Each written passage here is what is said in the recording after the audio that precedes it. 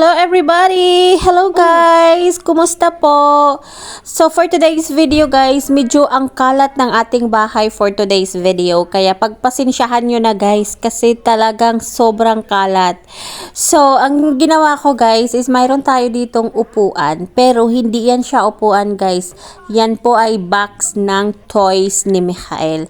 So ang ginawa ko dahil cleaning days dito, dahil pisak, nagsisimula na kaming maglinis dito sa living room at sineparate namin yung mga toys na pwede at yung hindi na pwede. So, itong box na to guys is lagayan yan ng toys.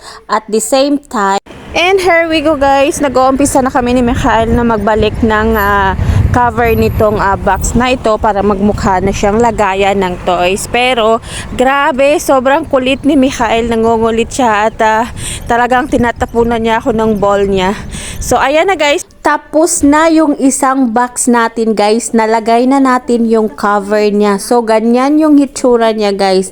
Ilalagay mo dyan sa loob lahat ng mga toys nila para hindi magkalat. So, ang ginawa ko kasi guys is nilagay ko siya dyan sa sala. So, every time na maglalaro si Mikhael at saka si Gabriel, hindi nagkakalat yung sala kasi after nila maglaro ay ibabalik nila dyan sa loob.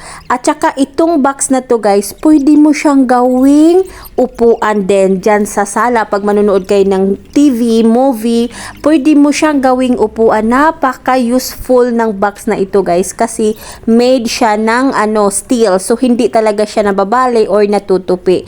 Kaya, maganda talaga ito guys. Magandang idea ito sa mga, lalo na sa may mga babies tulad ko. Maganda ito guys talaga. Pang sala, pang pang toy. So, guys, nakikita nyo naman kung gaano kakulit si Mikhael. Kung saan-saan siya pumupunta at pumapasok dyan sa box na yan. So, dahil pesak nga dito sa Israel guys, kaya nilabhan ko yung cover and wow, sobrang puti na ng cover niya. So, ang ginawa ko din guys sa mga toys ni Mikhael is siniparate ko yung hindi na niya pwedeng gamitin at yung gagamitin pa niya. And isang box yung Lego ni Mikhael. Grabe.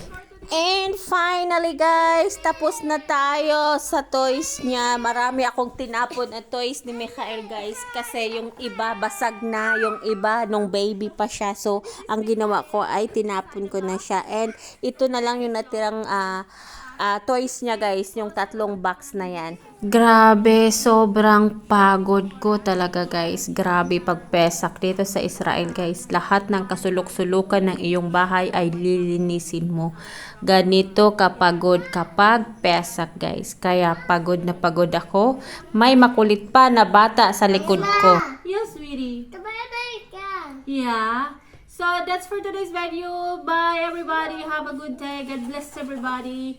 Thank you. Bye-bye. Come here and say bye. Come here. Yeah, Boli Ima. Yeah, to say bye to Lula.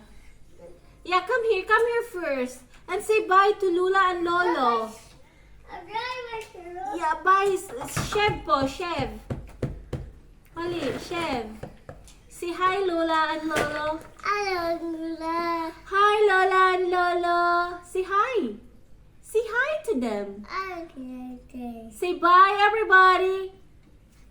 Say bye everybody. Bye. Bye. So this is Mikhael Jacob. So thank you guys. I love you all. Bye. Okay.